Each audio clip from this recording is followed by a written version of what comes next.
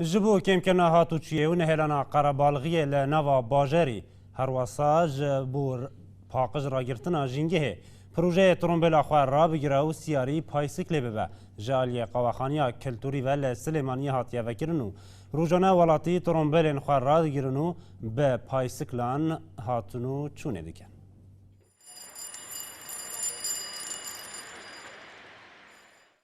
به دروشمی ترومبیل خورا بگیره و سیاری پایسیکل باقا و خانه کلتوری پروژه کرا گهاندیه جبو رزگرتنه لجنگه و کم کرنا قربالغیه لنزیگ درازینگا بازار سلیمانیه قاخانین کلتوری لچان روشی رابرد و بیرو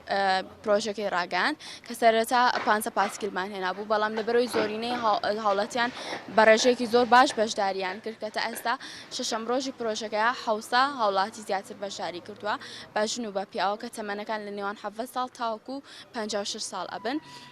و بیروکی پروژه که اوه که قاخانی کلتوری او جنجالی نوشار کم بیت و براتی جین که اوه نه ایتر پیس نبید که بیر من کرده و پاسکیل باشترین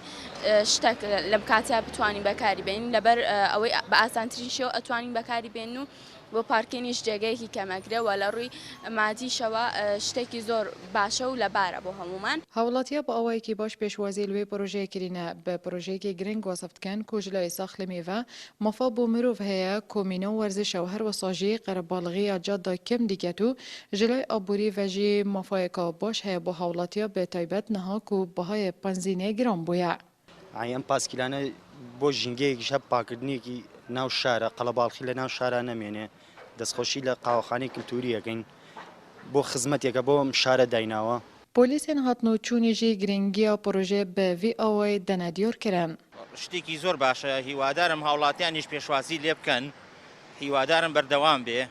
هاتوچۆی سەر شەقامەکانیش کەمە بێتەوە ئەو قەڵەباڵغی کە لەسەر شەقامەکان هەیە کەمە بێتەوە. پروژه ترومبیل خو را بگیره و سیاری پایسیکل به دی دمی چند ساله بردوام بیتن لیجه دمی را گهاندنا پروژه وره هیان هاستی پایسیکل جلای حولاتیا و هاتین دزینو برن کو اوجی دلتنگی لجم سرپرشتیاری پروژه دروست کریه. لمی رسول اور تی وی سلیمانیه